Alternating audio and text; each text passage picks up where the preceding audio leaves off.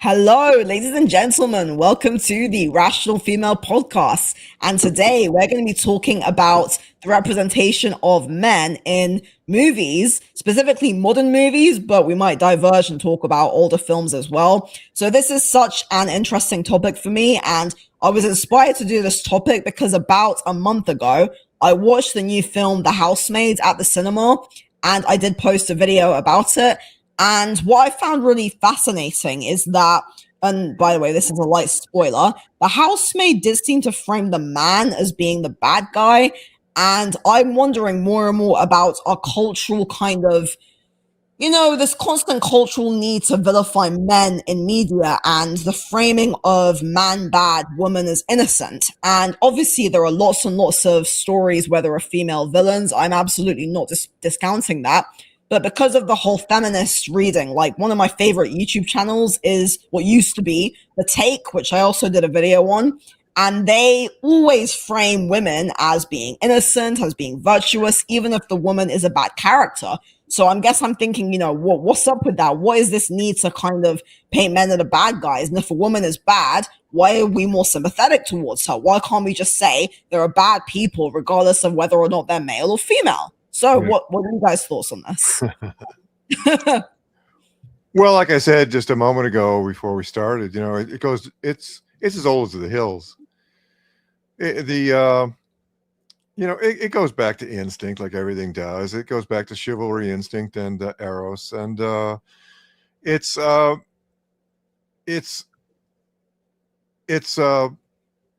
ancient story was hot hunky hero comes to the rescue of sweet, weak, demure, beautiful, innocent damsel in distress, and that just goes all the way back to, like I said, the mighty Odysseus and the fair Helen of Troy. I mean, it's just packed so deep into the myths and the mythos. It goes back to the Stone Age, and partly this is because it's an erotic story. We like our men to be the heroes, and women being fair flowers, to be protected is very sort of romantic. Also, it used to be pre-feminism. That story was filled our hearts with warmth and pink fuzzies. It was a beautiful story. But then feminism came along, and the hot hunky heroes became over-empowered oppressors, and the damsel in distress became the innocent victim. And if women are the victims, then men, the ones with the power, must be the victimizers. And so, but prior to feminism, at least the hero was also male. The villain was male, but the hero was also male, and that provided a bit of balance to the whole thing. Now you've got all these stories where the woman is a hero, but still the evil is basically is male. Wonder Woman, for example, would be like that. So you do have the one token bad female, but she's under the thumb. She's directed by the male, who is the ultimate source of the evil, and she gets away scot-free. She's not punished in any way. The bad female in Wonder Woman, and there's all these. And I'll talk about this. This is complex, but I'll get into it later. But it's all the ways that it's asymmetrical. When the female is the hero, there are all these things that nobody ever thinks about, but it doesn't just flip around, and I'll explain more about that later. Okay, yeah. Well, I'm noticing an increase in Reddit posts, even on female-centric subreddits, complaining about the way men are portrayed in movies. It seems like, and especially adverts and commercials, it's even worse. Men are always showed to be stupid, to be lazy, to be bumbling, to be incompetent. But I'm seeing more and more posts complaining that men in movies seem to always be written with like 2 or 3 of the same formula. There's the evil misogynistic villain, they are the bumbling man-child, or they are the broken loner. And of course there's exceptions to that. But it's getting to the point where people are saying that they've stopped watching new movies. I haven't watched a single one of the Oscar nominees this year. But when I read some of the synopsis of on Wikipedia about the plots, sure enough, within 1 or 2 paragraphs in, there's a men are bad element to it. It's either a man is a predator, or rapist, or stupid, or some weasel, something. Always something like that. And it's getting to the point where every time I watch a movie, I'm just waiting for it, and I don't have to wait very long. And I think people are getting tired of it. I don't know. I'm actually curious if box office is down 2025. I bet you it is. Oh, I'm sure it is. But you know what's up though? I don't know if you look at this, the Rational Female, but there are these sort of very, very silly sort of, they come from Asia usually, but they're done all over the world, including America. These sort of romance clips that it's like TikTok movies. I don't know if you know what I'm talking about, but these are romance TikTok movies, and apparently like they are viewed by so many women. And I know this to be true because like when I talk to my sisters and I talk to random women as well, it's really a popular thing. It's like they took romance books and made them into these very, very silly caricature like movies. Usually if you look up billionaire, look up something, because I know Blueorange, you're looking up things, look up billionaire proposal or something like this, and you'll find it extremely quickly. Right. Like, sorry, Thomas, can you please mute yourself when you're doing that? Yeah. Oh, so yeah, I can see what you mean. Yeah, I actually have seen those. Right. So this is a really, really popular thing. I think it originated in Asia. So you have like the Chinese, Korean, Philippines versions of them, but then you have a lot of Eastern European and also American, even Latin American. So everyone does it right now. So it's a story, a romance story for women, and it's about, they will paint the man in a very stereotypical way, and the woman, of course, it's for women, so it's not for men. So the pressure on the male character would be much higher than on the woman. And yeah, I mean, this is also a problematic thing because this is a short version of, let's say, you could call Korean romance movies, which is also an entire genre of movie that women tend to like. I love them myself as well. But it's sort of when they paint the male character, they're very good at it, by the way, but they paint this male who, he is everything. He is the kindest person ever. He is strong. He can protect her. He can fight. He is absolutely rich all the time, either a billionaire or he just owns everything. So there's like all this pressure on the male to be absolutely perfect, and he is, of course, in the film. He's crazy about her, but only her. Like he doesn't see any other woman at all. So he's like this completely obsessed guy with her, and he will do everything and move every mountain to make sure that she lives in a perfect bubble where everything. And in these movies, there's like a version of it, they go into like a wolf version. This is a genre within the genre, for example, because there are a few set stories.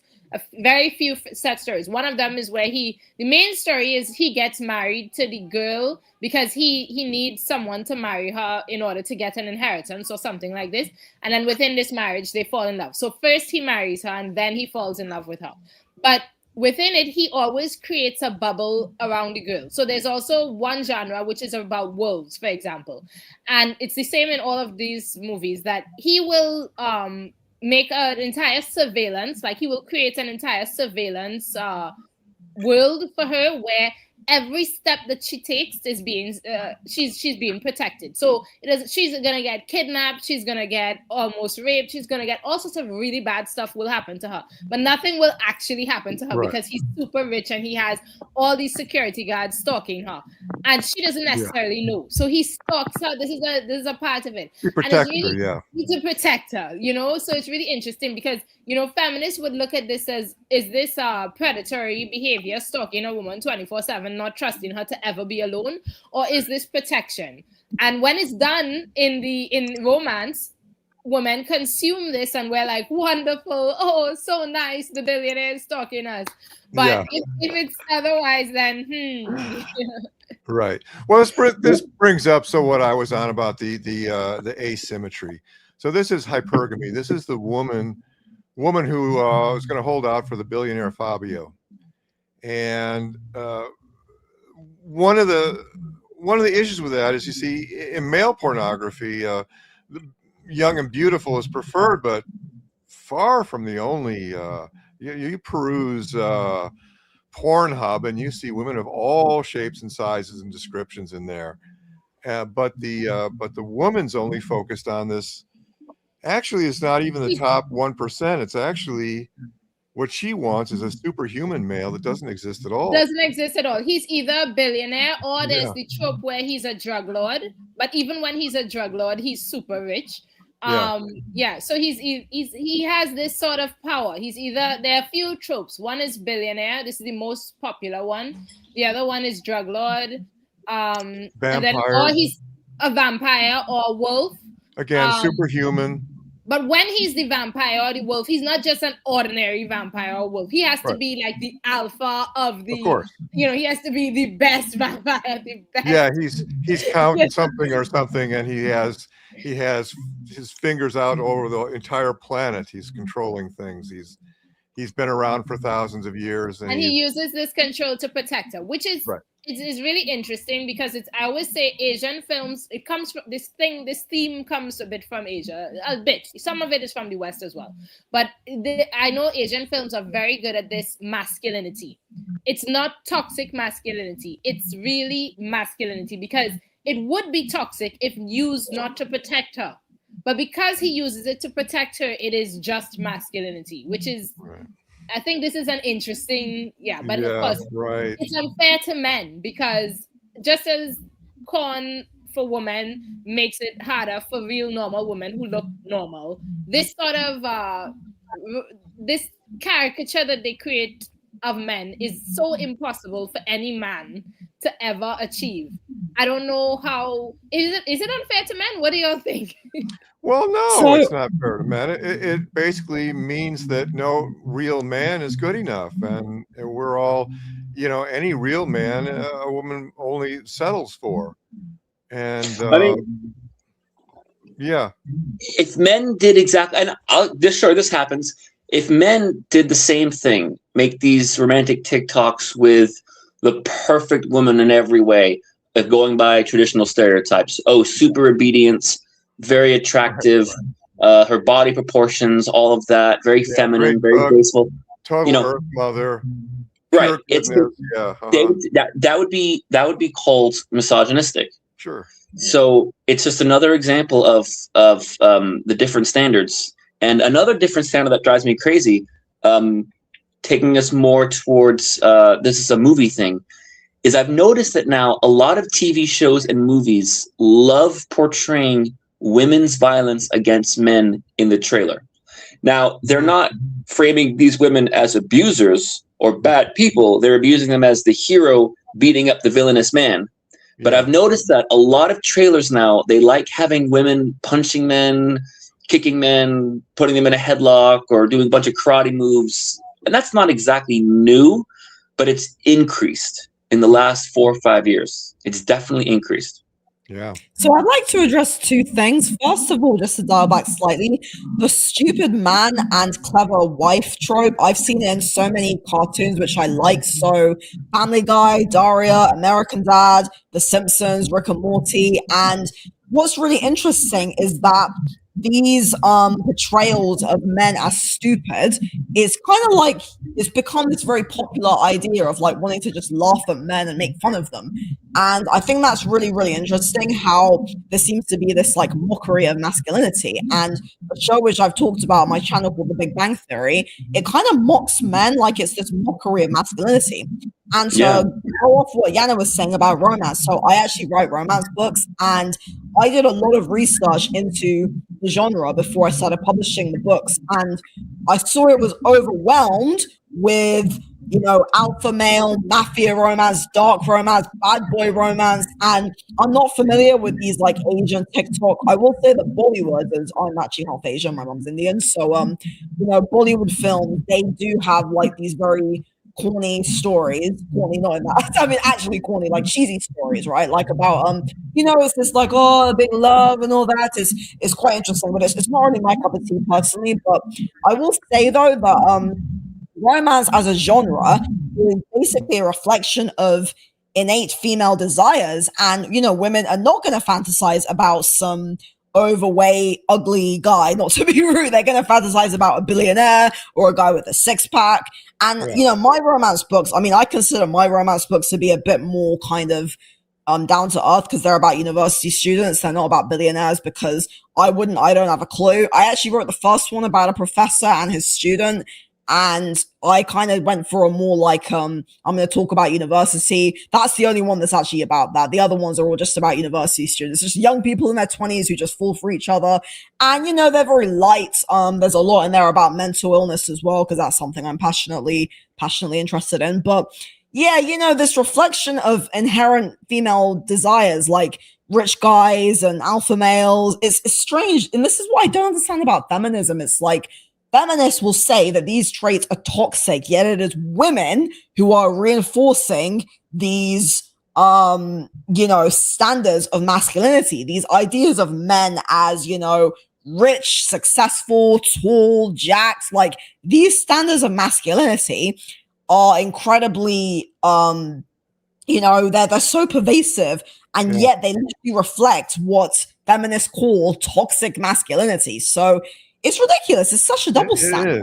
It's so much hypocrisy in it. So much double standard. You know, one thing I could talk about too is the diminishment of previous heroes. You know, it's the like Indiana Jones, who grows old, but you could still make him a hero, but they're more intent on making the young woman the hero of the movie. Or like you diminish Luke Skywalker, so it becomes sort of this weird recluse who's bitter and drinking blue milk, and, you know, he's pretty pathetic there. You have a Han Solo who's just quickly dispatched, and you've got like a fat Thor, and you've got this Incredible Hulk that's been completely domesticated and turned into a big teddy bear. You know, who was Fat Thor? Oh, Thor. Well, if you don't follow the MCU, he Chris Hemsworth, who plays it, got fat for like the last couple of the films or something. He became this beer drinking, beer guzzling, big bellied, fat guy. Yeah, you can look it up. While we're on that, did anyone see Joker? What were your thoughts? Oh, I love Joker. I just want to say quickly about the chat. I get very distracted because while I'm looking at the screen and looking at the chat, please, I don't want rubbish, because I'm going to it's just really get on my nerves. Could you mute Thomas because it's making noise? Yeah, well, okay. Yeah. I think he muted himself already. But yeah, no, I want to say, someone just said Treasure Planet is a great movie for young men. I agree. There are some very, very good movies that depict men very positively. And actually, so I filmed 2 videos today, one on The Sopranos and one on Disney films. And the Disney film one is more talking about women, but Disney movies do portray masculinity very well, I think. So I'm not sure about the contemporary ones, but the kind of Renaissance ones, definitely. You've got characters like Hercules, Prince Eric, you've got Treasure Planet, you've got some really, really good depictions, Aladdin, some good depictions of masculinity. But not so much recently, though. They've become very woke. So you got like Snow Woke, who doesn't. The prince has been reduced to just this thief that gets this chaste little peck on the lips, and he's irrelevant. What is Treasure Planet?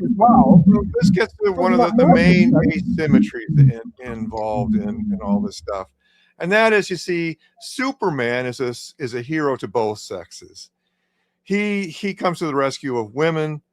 He's a hero to men. He's a hero to women.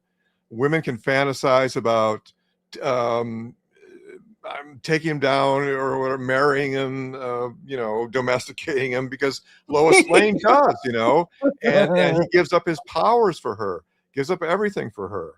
Right. But meanwhile, the original Spider-Mans, I mean, I love those movies. Like, and he loved his Mary Jane, was it, right?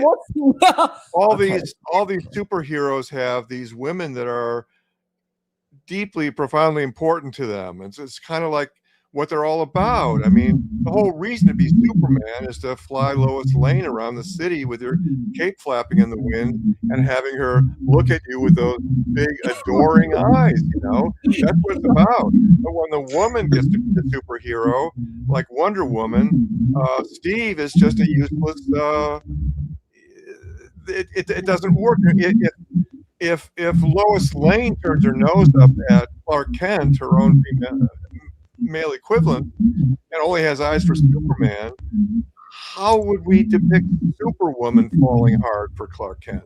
It doesn't work. It's asymmetrical. And I love Joker because I love the fact that he brought out, this idea of the loneliness epidemic and breakdown in community, that he totally went crazy because we no longer have community and because he cannot fit into society. Of course, it was more a mental health issue. He was crazy and therefore he couldn't fit in. But I felt very represented, because for me, I see a lot of this whole feminist thing in the framework of male loneliness epidemic, but I think it applies to both men and women. So, Joker is a brilliant movie. But my fear is I feel like if, as you separate women and men through all of this infighting, you end up with loneliness and a breakdown in community. And I love that Joker sort of highlighted that, Can I ask what is? Issue when talking about modern cinema, it's not the picture of men in movies, but compared with young men hearing how they're inherently bad for so long, that's exactly on topic, and I think that we need to have, Jana mentioned Joker. Also, I wanted to mention the film Maleficent, the Disney movie that completely missed the original. In the original Sleeping Beauty, the sound is terrible. I can hardly in the original Sleeping Beauty, Prince Philip. Sorry, Tom's going to talk in a second. And Prince Philip is he's a hero. He rescues Sleeping Beauty, but in Maleficent, he is basically reduced to nothing. It's just all about her, and it just takes away his character. So I think it's an incredibly woke movie, right, guys? Sorry, not you guys. Guys in the chat, you're gonna keep saying a bunch of rubbish. You're just gonna be banned. I can't. Can I ask really fast? The comment was mentioning Treasure Planet as being a great movie for young men, and then you were saying yes. What is Treasure Planet, and why is it a great movie for young men? I haven't seen it. So it's a Disney movie from the 90s. And it's basically it's a kind of Disney version of Treasure Island, which is a novel which I have. I can't remember the name of the author. It's a classic novel. I read it recently, I actually never enjoyed it much. My dad loved it. He told me to read it. But it's about this young boy named Jim Hawkins who stumbles upon this planet where there is basically treasure. And I'm trying to remember it now because I only watched it a few years ago. I really can't remember what happened. It's Jack Hawkins, I think. And he's... it's Long John Silver. It's all this classic pirate tropes all packed into one. Yeah, it portrays Jim in such a positive way, and I think that those are the kind of stories we need to see. Absolutely, it negates the good that many previously pro-man stroke superhero movies of society, like Spider-Man or Superman. Yeah. Yep. Mm-hmm. But not recently though.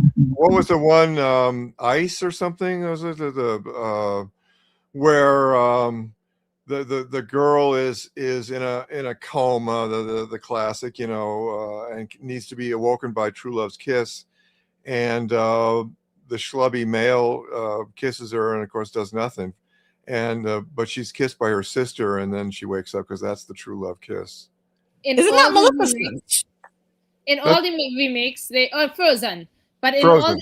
in all the remakes, they now just center the woman, and it's like the new Cinderella. She ends up going off with all, and he just follows along. So it is, as they remake it, it is a remaking of they on purpose want her to be the center of the world, and they want to say, please be center men. If they have to be in your life, they have to follow you.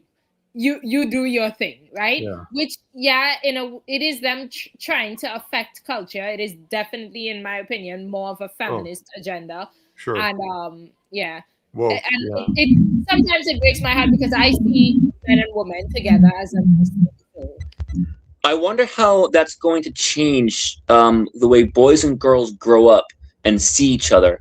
If we can see that remake and we can consciously realize, oh, they made this intentional choice to make the man look undesirable or foolish or stupid. But for children who that's their first go around watching movies, if the very first introduction they have to movies and TV, every single time the man looks stupid, every single time the man looks undesirable, I wonder how that's going to affect their perception growing up. Like, they're really trying to get. I think we're seeing it already, aren't we? There's no dating anymore. The men and women, girls and boys, are not really getting into any depth of romantic relationship with plans of marriage. But I'm talking even younger than that. I'm talking like in the pre-dating years. Like, I wonder even like, do 5, 6, 7-year-olds already start having differences in how they portray? These are made for girls, and I think girls, therefore, the message is girls don't romanticize boys, focus on you. Yeah. It's horrible. And I think, it just negates because women inherently are romance oriented. And I think that, most women dream of that idea of a man coming to save them. And I do think that, yes, there's a lot of there's a lot of harmful messages in that, idea of romanticism and stuff. But there's something positive about the idea of having a stable relationship. And I think, having a stable relationship is what people want. And also, a lot of people watch movies and read stories for fantasy and escapism too. So I think, somebody said, I think Hollywood and society made the mistake of approaching the uplifting of women via tearing down men. Absolutely. That's a very, very good point to be made. Yeah. Right, the escapism part. I miss the escapism because for me, I look at movies for escapism, and that's why I don't even look at Western romance films again. I look at Korean, and I'm like, it has to be Korean. Please don't let them corrupt the Korean ones because I know Korea has a low birth rate and they put too much pressure on the men and all that, but at the same time, they still at least stick to it. Ends with them being together and they have kids and they get married, and it's like, please just give me that. I'm trying to escape, okay? I'm not trying to. So what do you guys make of this incredible tendency within feminism to want to take from men everything men need if they're to be attractive to women? To take away their status, take away their resources, take away their confidence, take away everything. But female attraction is also problematic. I said the last time this thing with hypergamy, and I felt really bad after because it's always, every time you say something, you have to feel guilty in a way because humans are so complex and nuanced. It's so complex that you can never really express the correct thing by saying anything. But yeah, female sexuality has its problems. So it's not totally terrible to try to influence that away from whatever is not ideal. Well, perhaps, but the point is, when women look up at the screen, they're not seeing hot, hunky heroes. They're not seeing men they drool over. They're not seeing men if they're seeing a woke or a feminist film, they're seeing only men that would not attract them. Yeah, they're seeing soft men. And it's funny, years ago, because there was a woman I talked to for years and online, and she literally said to me, what feminists really want is for women to not find men attractive at all if they had their way. And that's why, because Thomas says Blueorange 22 says something interesting. What are movies that positively portrayal men or maleness? I would say honestly, Lord of the Rings, classic movies like Lord of the Rings, or that's a very Harry Potter, Harry Potter.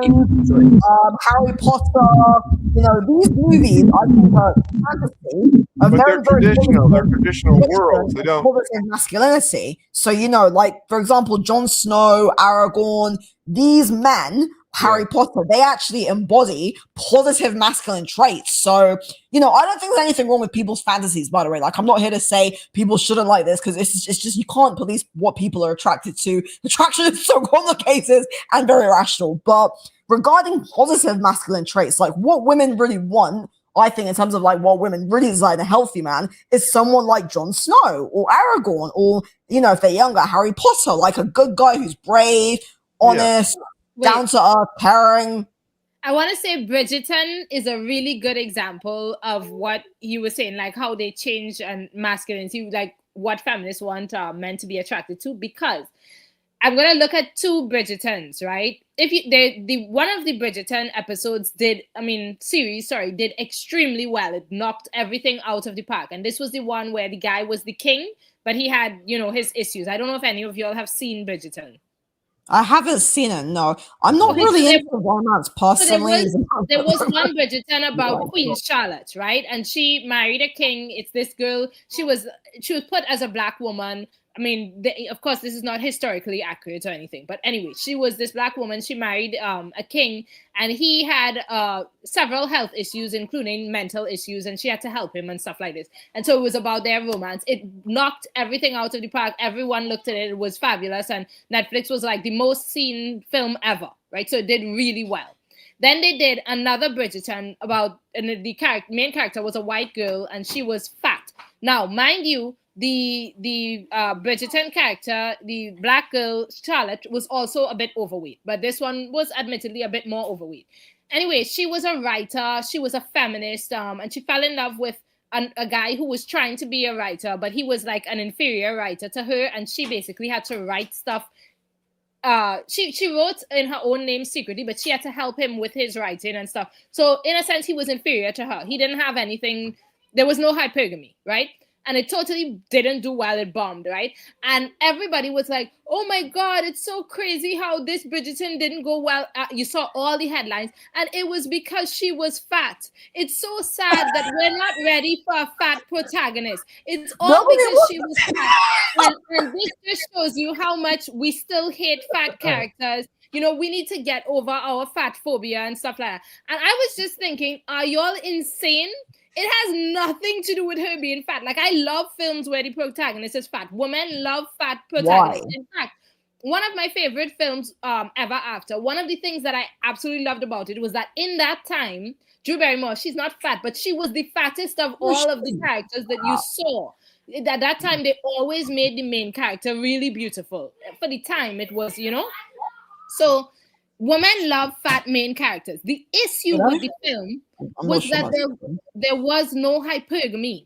And it was like, how could y'all not see that the reason Queen Charlotte did so well was because the hypergamy was off the charts and it was mixed with kindness. So like the male character was everything that a woman would want. He was the king, but he also had a disability, and he was kind, and he was everything. He was like everything that a woman would want. She was able to help him become, she was like his anchor, but at the same time, he was the protector. So this is like, and that's the thing with hypergamy. I don't think women don't just want like the billionaire or whatever. No, we want the billionaire who can't survive without us. And that was what was so beautiful about the one that did well.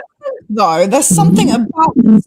Because, like, I'm not sure any sane woman really wants a man to be completely obsessed with them to the point where they're like thinking about them all the day. Like, that is just really, because Twilight is basically about that. Like, I was a teenager. I remember when Twilight was huge and I read all the books, I watched all the movies. And then when I got older, I realized just Twilight is quite sick. And like this idea of him, he's a sociopath. It's not good. Right. So like, because I wrote my own novel about a woman who dates, a young girl a teenager who dates a guy who's kind of like that. And the point is saying this is actually not healthy. Like this idea of a man being obsessed with you and, being so like, love everything in small doses. Everything in small doses. But you have to look at the film. But he wasn't obsessed with her or anything. The beautiful mix of that was that he couldn't survive without her.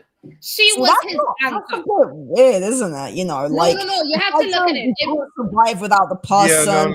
No, Jana's right. Because what I mean is that part of the formula. She has her magic woo-woo. He's wounded in some way. Right. And she has her magical femininity. Exactly. That he needs. She knew his vulnerability. So he to the world, he appeared to be strong. To the world, he appeared to be a king. He appeared to be strong. Nobody knew his weakness. She was the only person who knew his weakness. That's right. Which made her so special that he would not be able to be him without her. And only she could heal him. Right. And that is a really interesting mix from a psychology perspective for women. It's like you don't only get the billionaire. You get the billionaire that you can never lose. Yeah. You understand? He can't go anywhere. He didn't see her every day. He used to go. They weren't obsessed with each other. They didn't see each other every day or whatever. But when he needed what he needed her. He couldn't escape her. He couldn't leave her. He couldn't. And this is a very interesting mix. Yeah, if you look at it, you will see. Everyone loved it. It did so well. But this was because they got the hypergamy. They got it like perfect. They got the kindness. They got the hypergamy. They got the vulnerability. They got all of that, and it did well. And then they showed this other one with this guy who he has nothing. He's not interesting. He needs the woman in order to succeed. She is the successful one. She is the mask. She has everything. Why would she want him? And then they say, oh, it doesn't work because she's fat. No, it has nothing to do with fatness. We're not attracted to him. We don't want to sleep with that guy. That's the asymmetry I was talking about right there. It doesn't work in reverse. Wonder Woman's not going to fall deeply in love with this Steve nobody who's wrong about everything. You know, I mean, he's depicted by a good actor.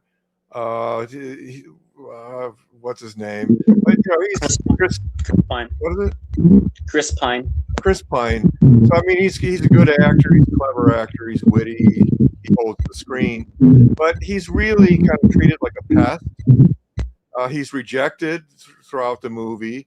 He managed to get one kiss in, and then he goes and dies. You know, that was it. And you see, again, it's asymmetrical. You know, when Lois Lane dies in the first movie, that's unacceptable. Our male hero can't allow his woman to die. He's not a hero if he can't protect his woman. So what does he do? He flies up in the area, spins the world backward. He actually turns back time in order to save his woman. You know, because he's got to. But she was just temporarily deaf because of some loud noise, so she didn't apparently hear him when he expressed his suicidal intentions, and that was enough to let her off the hook, you know. And when he died, and she was told he died, she lets out this wail. But I just had to laugh because there was just nothing that supported this grief. When she never demonstrated any caring about him. I mean, that didn't seem to have any importance to her. Can I ask about something? I made a comments in the chats about what are some movies that would be considered pro-men's rights? And I had a comment saying that we should avoid doing that. And then the Rational Female, you actually agreed. Interesting that was... No, I agreed about... Oh, yeah, no, I did it. Yeah. No, but I actually wanted to talk about a pro-male rights movie. Sorry, let's Well, I was just curious. I wanted to mention Baby Rain there because I thought this was a very interesting. Sorry, can we let Blueorange? No. There aren't many men's rights movies out there. I mean, Men Don't Tell. That would be one. That would qualify. Right. That's my question. There's oh God, what is it with Dustin Hoffman? Kramer versus Kramer, back in the 70s. Yeah, that was balanced. That was at least balanced. So they got to be equally good and bad, the two. Yeah, definitely pro-father. But why would you guys not want to see more directly pro-men's rights and maybe even gasp directly anti-toxic feminist in movies, like a movie actually that? Oh, would I love to see that? Did you see Baby Rain there, Blueorange? Have you seen Baby Rain there? I'm sorry. Blueorange, have you seen Baby Rain there? No. Well, that's close, but by the end, she still gets the empathy. She's still she's somewhat held accountable. I mean, it is certainly... No. Yeah, it wasn't pro rights in the end. What I wanted to say, I really liked the MRA aspect of Baby Rain there, but in the end, of course, it was totally feminist because the male person was still the villain. The man was the villain. Everybody went away with it as the rapist was the villain.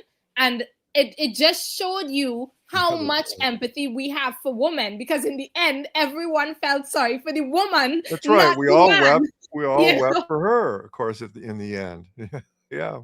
In the end, it was totally feminist, but I love that it actually showed the hypocrisy of feminism in a way. Yeah, it did. Because this is how hypocritical y'all are. Y'all are like, me too, but not for men. Because when it's men, then, men are the villain. You understand? Excuses.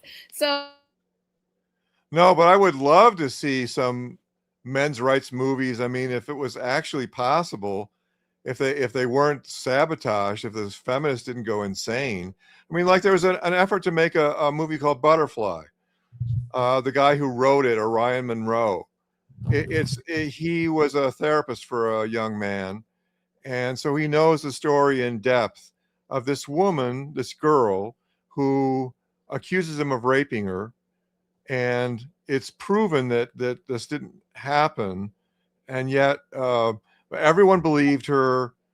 You know, he took a plea bargain, not understanding that then he could never be found innocent after that, even when new evidence came in.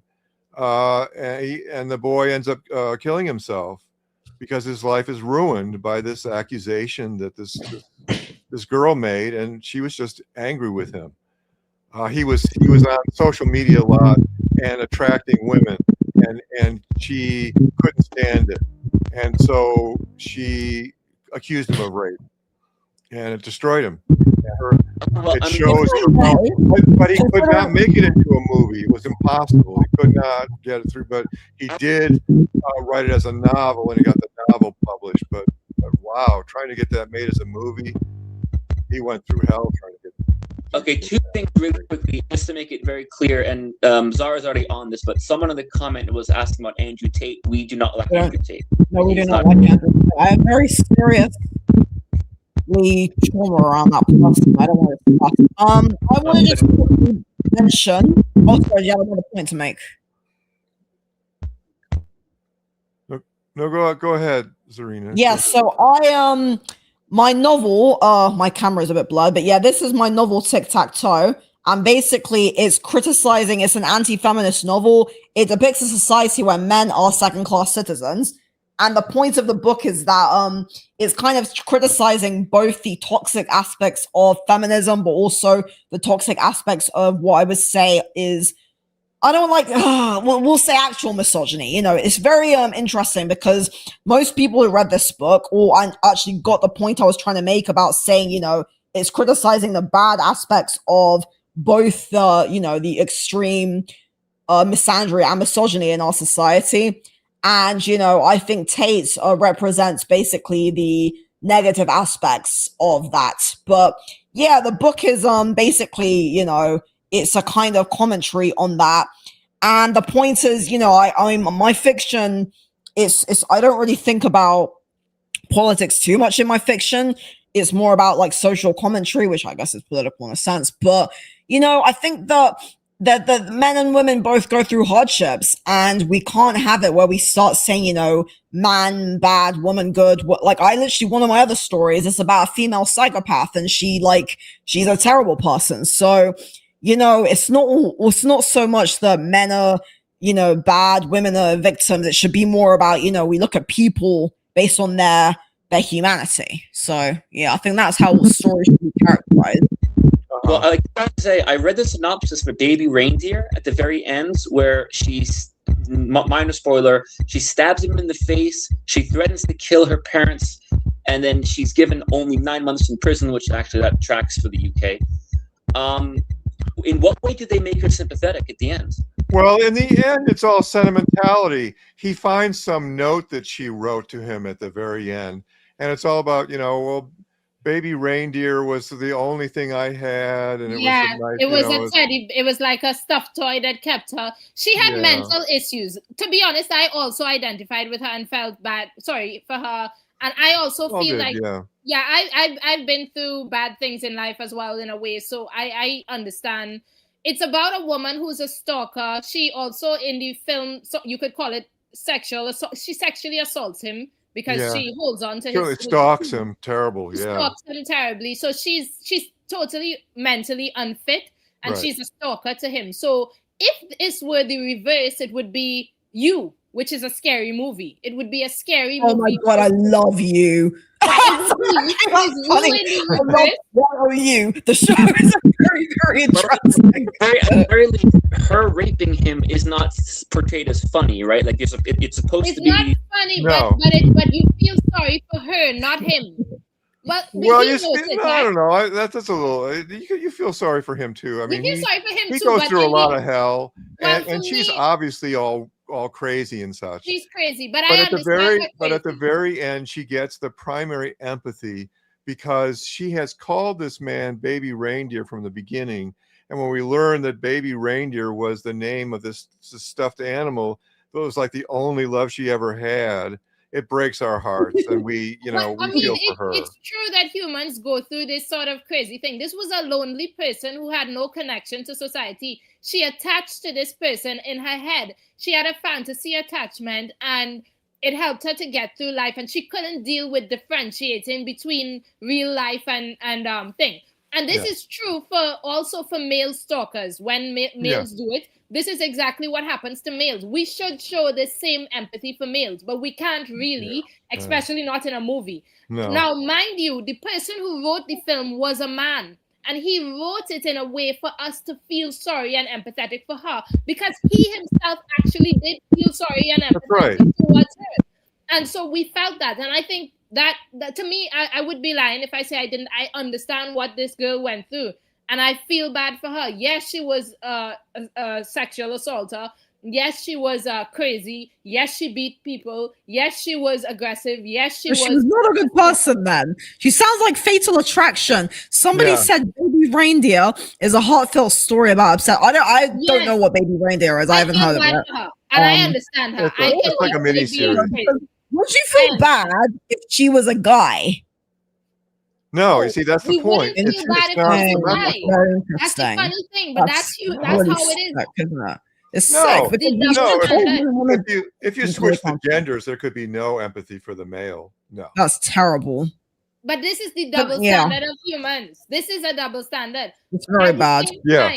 At the same time, I really do understand, especially because I went through a sort of experience where I know what happened to that girl. I'm really sorry, but she has mental issues. It happens. I don't think that's an excuse though, because look, I have mental issues, and I don't think that excuses bad behavior unless you're in a psychotic episode. That's different. So I want to ask you guys a question. You mentioned earlier about romance, because this is slightly off topic now, but do we think it's unhealthy, the idea of, because I write romance books and I do try and make the romance as grounded as possible, even though they're quite short. Is there something unhealthy about this idea of, someone saving another person and, I can't live without you, and Romeo and Juliet, and if we're not together, we're going to die? Like, is this unhealthy? Because I think this actually has a very negative effect on a lot of people who are, I can attest to this. I'm so sorry if that noise is really disturbing. Please mute yourself if you're not talking.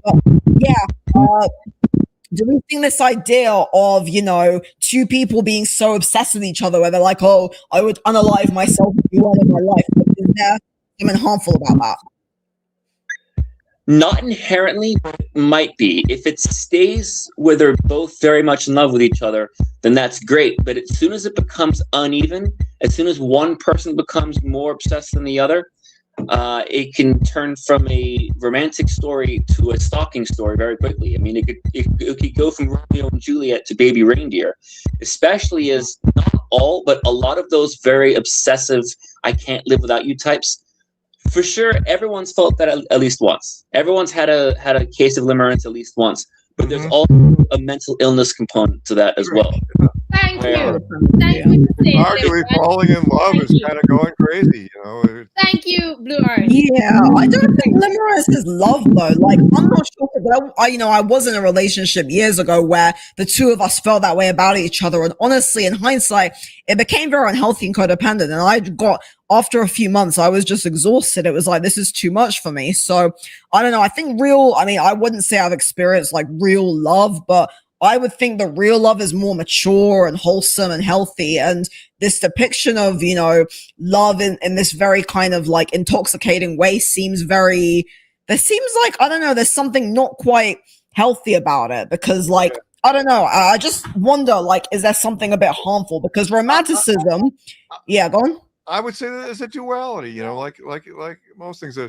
It's some of the most beautiful moments in a human life is falling in love. It's beautiful to think about. It's beautiful to aspire to.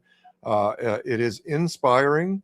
It has all that positive light, and it has, of course, its shadow side where it's false. It doesn't last. It's an illusion. It makes us, we kind of go crazy when we're the hormones and all make us nuts, and often leads to some very negative consequences, although it can lead to marriage and so I mean it's a duality, isn't it? I mean, it's both. Healthy love shouldn't be like being on drugs, but that's just my perspective because of spending a lot of time in 12-step recovery and stuff. Also, I want to mention, that's what it says. It's biologically programmed. When we fall in love, the endorphins go crazy, and we get weak in the knees, and we get that fizzy, funny way you feel, as Joni Mitchell put it. Okay, but would you say there's a difference between love and obsession? Yeah, I would say there's, I guess. Yes. I don't know. So I want to mention one of my favorite Disney movies. Bloody hell. Oh my God. Uh-oh.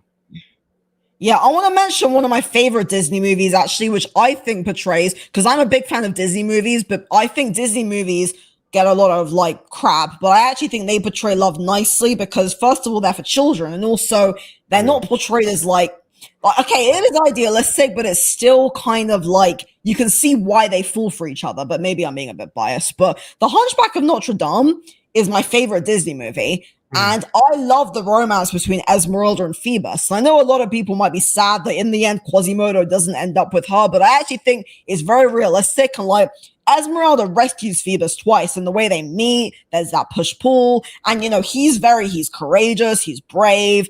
I think he's a very positive, by the way, I'm talking about the Disney movie, not the novel, but I think he's a very positive depiction of masculinity. And Quasimodo as well. Quasimodo, he starts as this, young, abused, deformed young man, and in the end he's like a hero, so I think that's a very positive depiction of everything. That's just my opinion. I don't know, have you guys seen The Hunchback of Notre Dame? Yes, I was gonna say we probably I read it. An attractive man getting with a very ugly girl. So in a way, as sad as it was for Quasimodo not to get her, it's going to sound awful, but it would be a little bit unfair to root for the ending where she ends up with him, for her point of view, for her sake. It's not realistic because an attractive man wouldn't go out with an unattractive woman. I mean, attraction, So I feel bad for Quasimodo, but I would also feel bad for Esmeralda if they ended up together. But also because he's not emotionally mature, and the way he looks at her, she's more like his savior. She helps him. He kind of idolizes her. But with Phoebus, it's more that's what I was saying.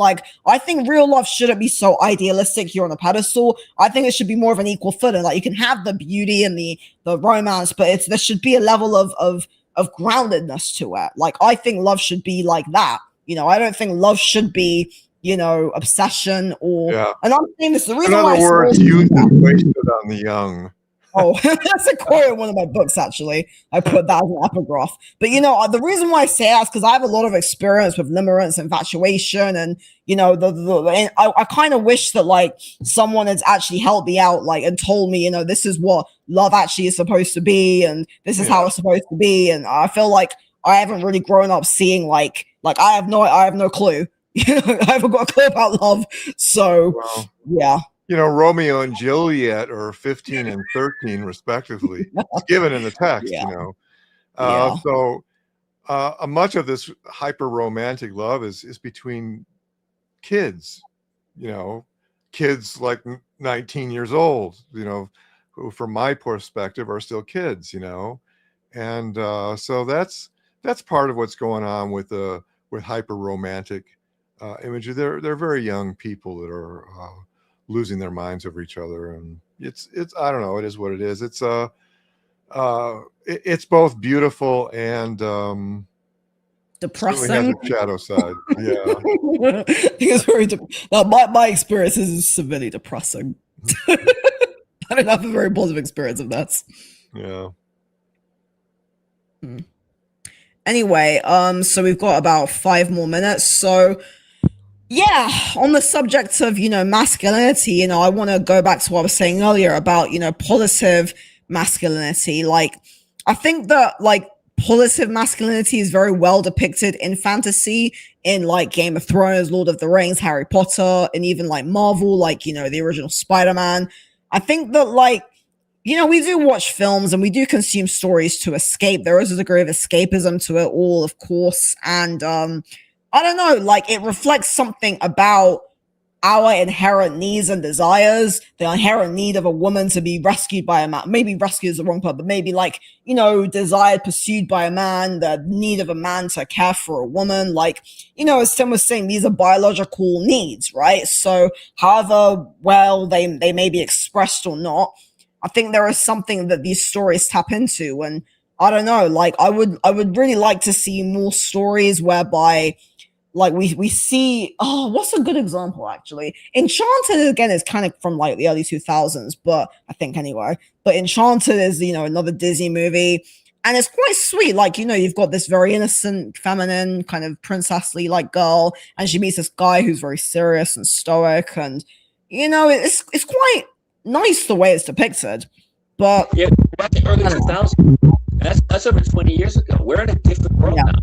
We do seem to be, Hollywood does seem to give women a message that dating falling in love with men is wrong, being attracted to men is wrong.